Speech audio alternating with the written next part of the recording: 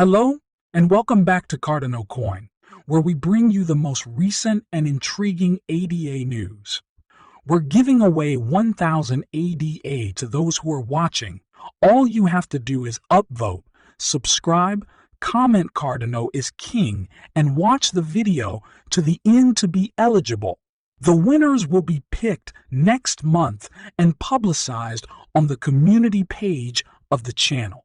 One of those situations when the sailor is investing heavily in Bitcoin, I don't pay much attention to it.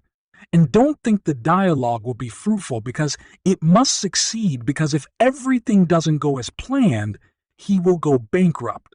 In an AMA session, Charles Hoskinson claimed that Michelle Saylor and other Bitcoin maximalists continue to be overly protective of the cryptocurrency because they have a financial stake in it, and it is outperforming other cryptocurrencies. Naturally, everyone is taking the necessary steps to protect their investment. But why is the sailor's preference regarded as harmful, quote unquote? Despite the fact that this year's crypto market activity has been mainly restrained, numerous networks are nonetheless registering rising interest and activity. In just the month of November, the decentralized financial network Cardano added around 100,837 wallets. Despite recent issues, the industry is currently in a bear market as a result of the FTX collapse, further complicating the situation. According to Cardano blockchain inside data, there were 3 million ADA wallets as of November 25 because the platform hasn't seen any bullish triggers recently. Cardano's remarkable wallet growth can be attributed to the recent uptick in wallet activity. The platform is also still actively developing Lace, a portable multi-chain crypto wallet. The Cardano team refers to the wallet as a game changer, since it attempts to effortlessly link components from Web 2 and Web 3 into a single interface. The network is seeing more activity now that a stable coin related to Cardano has been announced, and Cardano has always been associated with game-changing advances. One of the potential catalysts for an ADA price surge is thought to be network activity. ADA is still looking for a bottom which, like the rest of the market, seems elusive given the extensive effects of the most recent FTX fall. Technically, ADA bears are still in good shape. Not everything has been sunshine and flowers for MicroStrategy CEO either. However, the 57-year-old Michael Saylor is accustomed to being in a tight place. Notably, CNBC commentator Jim Cramer cited the demise of MicroStrategy as a cause for the cone bubble implosion. The early internet boom came to a significant end when the stock fell to record lows just one day after the company disclosed its accounting errors, wiping out $6 billion from the wealth of sailors. The U.S. Securities and Exchange Commission filed and later settled accounting allegations against MicroStrategy Saylor and other firm executives. Saylor spent 20 years working in his company without being noticed by Wall Street. Despite the fact that this was not a sign of his suffering as a result of his fear of inflation, Michael Saylor began investing MicroStrategy cash in the original cryptocurrency in 2020. As the company's cash flow started to be directed to Bitcoin, MicroStrategy lined Wall Street bankers' pockets by selling debt to raise money to buy Bitcoin. Out of desperation, he boldly transformed his dormant software company into a Bitcoin vault. Why then does he not hear about Bitcoin? Consider all that he has endured. It is not surprising that he turned into a Bitcoin evangelist who constantly expounds on and evaluates the cryptocurrency. He made the absurd claim that Bitcoin would one day be worth $100 trillion.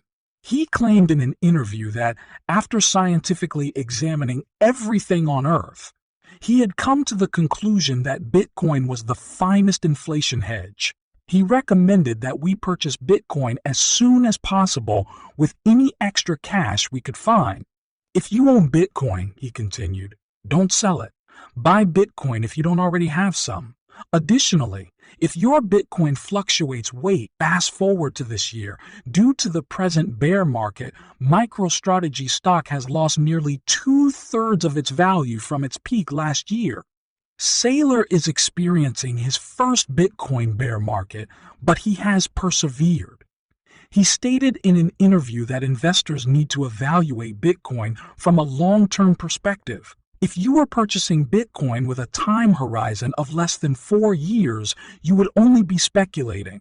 The apparent thing is your dollar cost average once you have a time horizon longer than 4 years. He said that the dollar cost averaging method is a means to lessen exposure to an investment's volatility. You purchase the asset you want to keep for 10 years or more, which has the highest long-term store value, he explained. Michael Saylor is remarkably unfazed by his losses thus far, but he maintained his position and suggested that one not get carried away and continue monitoring the price day by day and week by week. He continued by making the comparison between valuing Bitcoin and valuing a property as if you had purchased a house and then asked, "How much will you pay for my house?" every time you attended a party and had become inebriated. Right now, I want to sell you the entire house. He made light of the fact that the CEO of Nance, Champagne Joe, and the Sailors are singing the same song, which emphasizes taking possession of your bit. Charles Hoskinson, the founder of Cardano, asserts that while Bitcoin may or may not be connected to a currency, comparable statements about it are likely true. Michael Saylor claimed a few months ago that Cardano ADA was a security and that his favorite coin, the car coin, was a commodity because, in his opinion, it was pretty clear that, quote, for a network to be a commodity, there had to be no issuer, no initial coin offering, and no central organization. And it's quite evident that this is security if you look at Cardano's history. It fulfills all requirements. Therefore, I'm not sure how you can rationally persuade yourself that it's something other than security. And again, he's well renowned for his rapid answers to reports of that nature. Charles Hoskinson claimed that he was too dependent on Bitcoin to the point where he viewed other currency as possible, stocks, and compared sailors to tone vases. It is comparable to a circumstance when all you can see is darkness while wearing a blindfold. This clarifies Hoskinson's claims regarding Bitcoins even further. In the discussion over whether digital assets are securities or commodities, which began when lawmakers and regulators were determined to bring legal clarity to the space, maximalists have proven to be the most challenging, toxic, and worthless people to engage. The regulatory platform demonstrated Gary Gensler's assertion that the majority of cryptocurrencies are securities in his legal dispute with Ripple. But Hoskinson has established his case. Gensler is the chairman of the SEC. ADA is not a security, according to Hoskinson, who also claimed that it is more completely decentralized than Bitcoin and that nobody has any influence over it. People buy the token for Cortana because it has more uses and benefits rather than just to speculate, which seems to be the only thing they can do with Bitcoin. People purchase the token for its use in medical records and other productive activities because of its real-world use. This is the situation that the founder of Cardano was trying to portray. He claimed that Michael Saylor was researching Bitcoin extensively, and that if things didn't go as he had hoped, he would file for bankruptcy. People will undoubtedly point out that Hoskinson's remarks were somewhat harsh and that he should apologize. No matter how loud the founder of Cardano is, it's crucial to remember that he will always apologize if his assertions turn out to be false. Yes, A hypothetical situation and a few tweets from August 25 make that specific point. Charles Hoskinson acknowledges that the Cardano infrastructure has significant problems and describes the stake pool operation community as the foundation of the organization. He then apologized for the way he handled complaints. In the days prior to the launch of the vessel hard fork, the Cardano testnet was irreparably damaged. Earlier, he tweeted, "First off, the SPA community is the heart and soul of Cardano as a functional protocol, and now that I have some time to think back on the last 48 hours, I would like to say a few things. Given the demands and experiences with the infrastructure over the past few years, it has been a difficult journey for everyone. The pressure was rather high at the time, as Cardinal supporters argued with Hoskinson, arguing that IOK had not supported the SPOs and that rescinding the testnet would be a waste of time. Hoskinson tacked on, "Observing these films spreading around of hurriedly produced items with 1.35.3 is strange and scary. Everyone, including SPOs, has spent months exhaustively testing the in-question code. The problematic code has been removed from the testnet." Charles Hoskinson expressed regret, albeit not everyone accepted it as genuine.